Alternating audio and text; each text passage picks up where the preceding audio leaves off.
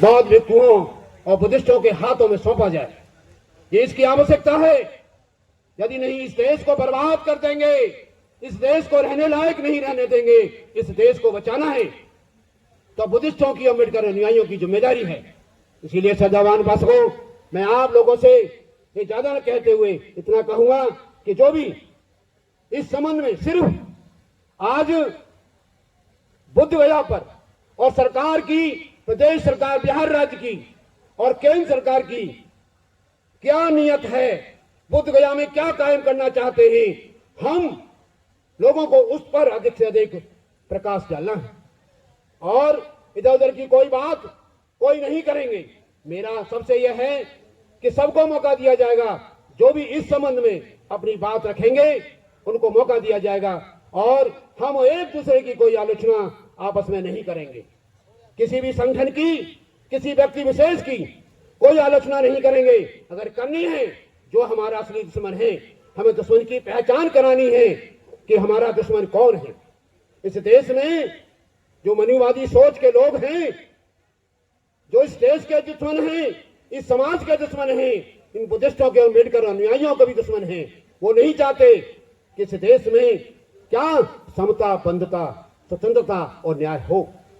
जबकि हमारे पुरखों की ये मांग, अधिकार है, हमारा जन्मसिद्ध अधिकार है कि समता, बंधुता और स्वतंत्रता, न्याय हर व्यक्ति को आवश्यकता है। धम्म शरणं गच्छामि।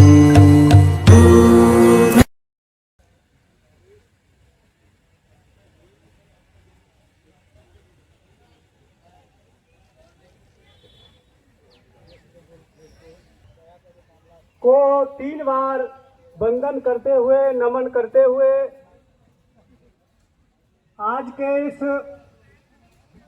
बुद्ध गया बचाओ आंदोलन, महाबौद्ध महाविहार मुक्ति आंदोलन के बैनर तले जो ये आज धरना प्रदर्शन का कार्यक्रम 1 दिवसीय रखा गया है, इसमें तमाम दूर दराज से आए उपासक उपासिकाओं, आपके इस चिलचिलाती धूप भरी दोपहरी में आप इधर लंबे दूर दराज के इलाकों से इधर पहुंचे हैं। आपका हार्दिक स्वागत करता हूं, आपका अभिनंदन करता हूं और आपकी इस समर्पित भाव को नमन करता हूं। मित्रों, हमारे पूज्य भंते जी ने अभी अपने संबोधन में ये आपसे कहा है कि यहाँ इस मंच पर किसी भी व्यक्ति विशेष या किसी संगठन विशेष की कोई आलोचना या उसको क्रिटिसाइज नहीं करना है। आप अपनी बात रखें, आप क्या चाहते हैं वो बात रखें, आपका मकसद क्या है वो बात रखें और आप उसके लिए क्या आप करना चाहते हैं वो सभी बातें आप रखेंगे, हमें ऐसी उम्मीद है। ये जो बौद्ध गया मुक्ति आंदोलन है, ये आज जो प्रदर्शन, धरना प्रदर्शन हो रहा है, या पिछले 3 महीने से उधर बिहार के बौद्ध गया में तमाम देश विदेश से आए हुए लोगों ने उधर जो प्रदर्शन किया है, अपनी मांग रखी है, ये कोई आज की घटना नहीं है। ये बहुत पुराना आंदोलन है। जब देश आजाद हुआ 1947 को, 1949 को ये बीटी एक्ट बनाया गया और इस बीटी एक्ट में जो बीटीएमसी है, यानी बौद्ध टेम्पल मैनेजमेंट जो कमेटी है, उसमें ये व्यवस्था की गई है कि बौद्धों के साथ साथ इसमें हिंदू लोगों का भी प्रतिनिधित्व होगा और उस जिले का जो डीएम है, पदेन जो जिलाधिकारी है, वो उसका अध्यक्ष होंगे। तो मित्रों, भारत एक धर्मनिरपेक्ष देश है। बाबा साहब ने अपने संविधान में धर्मनिरपेक्ष देश की स्थापना की है और धर्मनिरपेक्ष देश में सभी धर्म समान हैं। यहाँ सभी को अपना प्रचार प्रसार प्रबंधन और उसको आगे बढ़ाने का पूरा अधिकार है।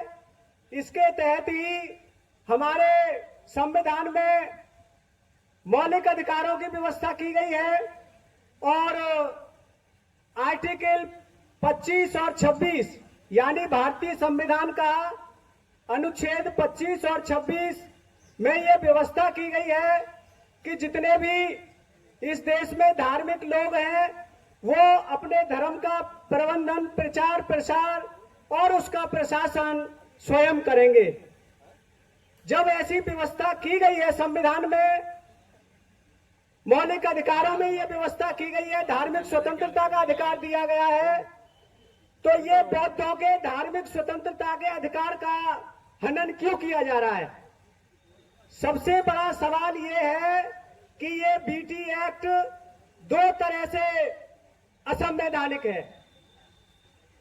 पहली बात, ये हमारे मौलिक अधिकारों के विरुद्ध है, मौलिक अधिकारों का हनन करता है। दूसरी बात यह है कि संविधान में अनुच्छेद 13 क्लॉज 1 में यह व्यवस्था की गई है कि भारत के संविधान के लागू होने से पहले जो भी नियम कायदे कानून या कानून कोई बनाया गया है वो अमान्य हो जाएगा। 26 जनवरी 1950 के बाद अमान्य हो जाएगा और विशेष रूप से वो कानून जरूर अमान्य होगा जो नागरिकों के स्वतंत्रता के मौलिक अधिकार का हनन करता है। तो ये एक्ट हमारा पूरी तरह से असंवैधानिक है, पूरी तरह से यहाँ के बौद्धिस्टों के धार्मिक स्वतंत्रता के अधिकार का हनन करता है। तो ये आखिर क्यों बना हुआ है? भारत के संविधान के लागू होने के बाद इसका अस्तित्व क्यों बना हुआ है? इसके पीछे मित्रों, अनुयायियों, बाबा साहब के अनुयायियों, इसके पीछे बहुत बड़ी साजिश है। इसके पीछे एक बहुत बड़ा गणित है। गणित ये है कि भारत के जितने भी मंदिर हैं वो धन संपत्ति संपदा रोजगार के एक बहुत बड़े केंद्र हैं। जितने भी भारत के मंदिर हैं उन मंदिरों में अपार संपदा है और उन मंदिरों में प्रत्येक वर्ष करोड़ों अरबों रुपया दान आता है। तो उस दान का हकदार कौन होगा? उस दान का हकदार वही लोग होंगे जो उस मैनेजमेंट कमेटी को चलाते हैं, उसके जिम्मेदार लोग हैं, उसके पदाधिकारी लोग हैं, वही उसका उपयोग कर सकते हैं। तो ये जो हमारा बौद्ध गया मंदिर है, ये भारत के ही बौद्धों के लिए नहीं है, ये दुनिया भर के लगभग 65 देशों के लिए श्रद्धा का केंद्र है। उनकी आस्थाएं इस मंदिर से जुड़ी हुई है। क्यों? क्योंकि भगवान बुद्ध को वहीं प्रज्ञा प्राप्त हुई, भगवान बुद्ध को वहीं ज्ञान प्राप्त हुआ। तो वो एक हमारी आस्थाओं का केंद्र है, पूरी दुनिया के बौद्धिस्टों की आस्था का केंद्र है। तो ऐसे विश्व प्रसिद्ध और एक ऐतिहासिक पुरातात्विक विश्लेषण से भी उसका विश्लेषण किया जाए तो वो हमारी पुरातात्विक जो साइट है, जो हमारी धरोहर है, उसमें सम्मिलित है। तो ऐसी परिस्थिति में महाबोधि टेम्पल में जो भी दान विदेशों से चढ़ावा आता है उसका उपयोग उस मंदिर में नहीं किया जाता, उस महाबोधि मंदिर के विकास, उसके संरक्षण के लिए नहीं किया जाता। की कोशिश कर रहा हूं कि जो ऐतिहासिक धर्म है, जो इतिहास से जुड़े हुए धर्म हैं, वहां कैसी चीजें दिखती हैं। जैसे जब बुद्ध की आप बात करते हैं तो पूरी दुनिया में बुद्धिज्म आज फैला हुआ है। आप जापान की बात करते हैं, चाइना की बात करते हैं, कोरिया की बात करते हैं, लंका की बात करते हैं, और मंगोलिया की बात करते हैं, बहुत सारे ऐसे देश हैं, बहुत सारे, एशिया में बहुत सारे देश हैं, लेकिन भारत जहाँ पे इसका जन्म हुआ है वहाँ स्थिति अब क्या है ये हम सबसे छिपी नहीं है। दूसरा, जो जैन धर्म है उनके अनुयायी भी लगभग 1 करोड़ के आसपास हैं, और उन्होंने किसी तरह से अपने आप को फिर भी बचाए रखा है। हालांकि घटनाएं ऐसी अक्सर होती रहती हैं जब ये पता चलता है कि उनके धर्म के जो स्थल हैं उन पर भी बहुत जगह कब्जे हो रहे हैं या टूट रहे हैं, और घटनाएं अखबारों में आप पढ़ते हैं। तो ये करने वाले कौन लोग हैं?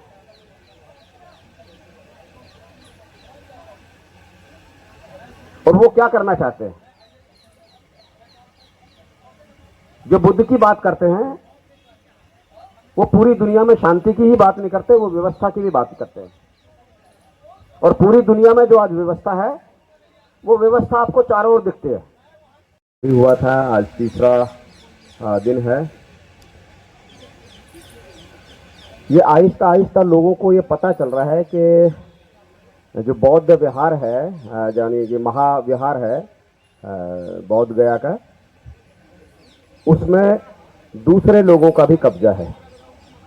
इससे पहले लोगों को पता ही नहीं था, लोग आ रहे थे जा रहे थे, लेकिन आहिस्ता आहिस्ता अब लोगों को इस बात का ज्ञान हो रहा है कि वो जो महाविहार है, महाबोधि महाविहार, उसका जो प्रबंधन है वो 8 सदस्यीय कमेटी के अंतर्गत है, और 9वां जो आदमी है वो वहां का डीएम होता है। और जो डीएम है वो अगर मुस्लिम भी है बाई चांस, तो उसके बाद वो मुस्लिम उसका अध्यक्ष नहीं होगा, उसके नीचे जो हिंदू होगा वो उसका अध्यक्ष होगा। उसमें 4 बौद्ध हैं और 4 हिंदू हैं। ये भारत की आजादी में एक पहला ऐसा घालमेल है जो आपको और कहीं नहीं दिखता है। साथियों, भारत में छोटे मोटे लगाकर लगभग 8 धर्म हैं, जिसे हम हिंदू बोलते हैं, दूसरा मुस्लिम है, तीसरा पारसी है, तीसरा ईसाई है, चौथा सिख हैं, उसके बाद बुद्धिस्ट हैं, उसके बाद जैन हैं, उसके बाद पारसी है, और कुछ बहुत थोड़े से यहूदी भी इस भारत में रहते हैं। लेकिन लोगों को ये जानकारी ही नहीं थी कि भारत का महाबोधि महाविहार वो पूर्णतः बौद्धों के हाथ में नहीं है। लेकिन अब आहिस्ता आहिस्ता ये बात जैसे जैसे पता चली, तो लोगों में, खासकर विशेषकर जो अम्बेडकरवादी लोग हैं या जो बुद्धिस्ट लोग हैं, उनके अंदर ये सवाल उठने लगा कि आखिर ऐसा है क्यों। जब सवाल उठने लगा तो अंदर बात भी उठने लगी कि भाई इसको मुक्त कैसे कराया जाए। वैसे इतिहास में जब हम जाएंगे तो बहुत सारी ऐसी चीजें हैं जब पता चलता है कि इस पर लगभग 135 साल पहले भी जो अनागरिक धम्मपाल है, जिनकी अक्सर चर्चा होती है, श्रीलंका से आए थे वो, उन्होंने भी इसकी मुक्ति की बात की थी। और 1949 में, जैसे कि मेरे पूर्व साथी ने बताया कि बीटीएमसी एक्ट बना देश की आजादी के बाद, और उस एक्ट से ये महाबोधि महाविहार का जो प्रबंधन है वो चल रहा है। ये भारत में एक अनोखा उदाहरण है। जब आप हिंदुओं के मंदिर में जाएंगे तो वहां उनके जो पुजारी हैं वो हिंदू हैं, उनके जो प्रबंधन करता है वो हिंदू हैं। बाकी सभी धर्मों के पुजारी और प्रबंधन करता जो है वो उन्हीं धर्मों के लोग हैं। लेकिन ये एक इकलौता ऐसा उदाहरण है जो हमारे सामने है। कायदे से तो सरकारों को ये बहुत पहले ही अपने आप खत्म कर देना चाहिए था। जैसे देश आजाद हुआ 1947 में और उसके बाद 1950 में देश में नया संविधान लागू हुआ। नैतिकता तो ये थी कि उस एक्ट को तुरंत खत्म कर देना चाहिए था, लेकिन क्योंकि यहां नैतिकता या व्यवस्था कोई मायने नहीं रखती, इसलिए उस व्यवस्था को बनाए रखा गया। और बेशर्मी की हद देखिए कि वो व्यवस्था इतना विरोध करने के बावजूद भी आज तक जारी है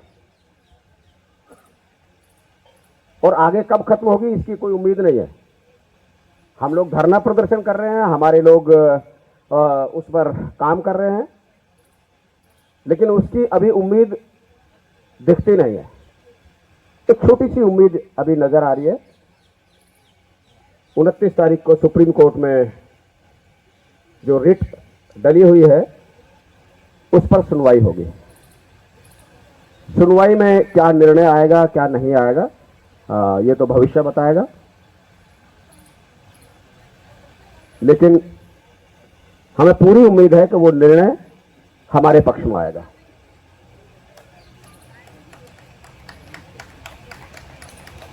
इसलिए साथियों, मैं परसों भी एक धरने में आया था, यहां एक प्रदर्शन था,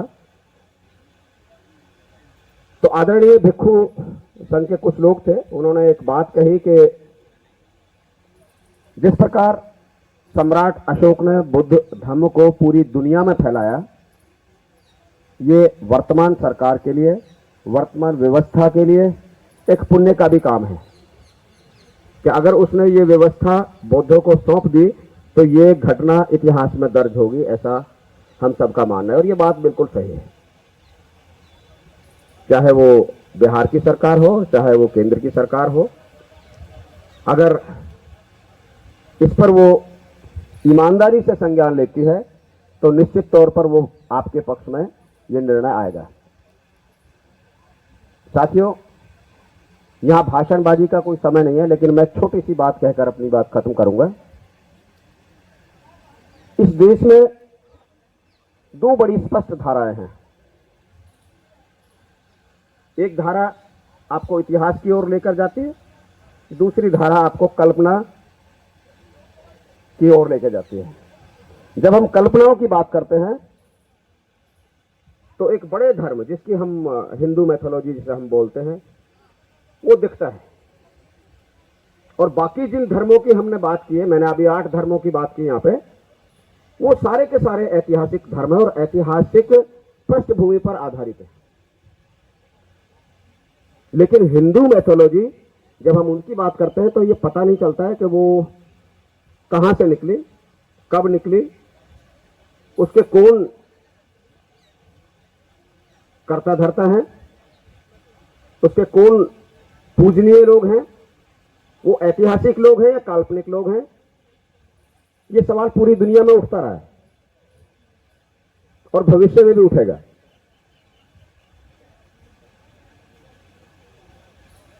लेकिन हम लोग भारत में आप देखेंगे कि जब लगभग 2500 साल पहले 2 धर्म आए इस देश में, एक जैन धर्म था, एक बौद्ध धर्म था। ये दोनों ऐतिहासिक धर्म थे और दोनों की शिक्षाएं लगभग एक समान थी। तो ऐसा क्या था उन शिक्षाओं में कि बुद्ध ने उन चीजों का विरोध किया जो उस समय फैली हुई थी, और उनका विरोध करते करते हम लोग आज भी लगभग 2500 साल हो गए हैं, आज भी हम उन लोगों का उन चीजों का विरोध कर रहे हैं।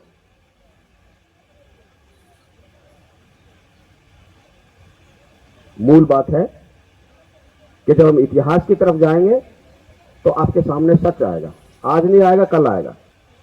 पूरी दुनिया के जितने भी धर्म हैं वो ऐतिहासिकता पर आधारित है, और एकमात्र जो हिंदू मैथोलॉजी है, हिंदू धर्म है, उसका कहीं कोई ना और है ना छोर है। जब हम अपने साथियों से बात करते हैं उस बारे में तो कहते हैं ये अनंत काल से चला आ रहा है।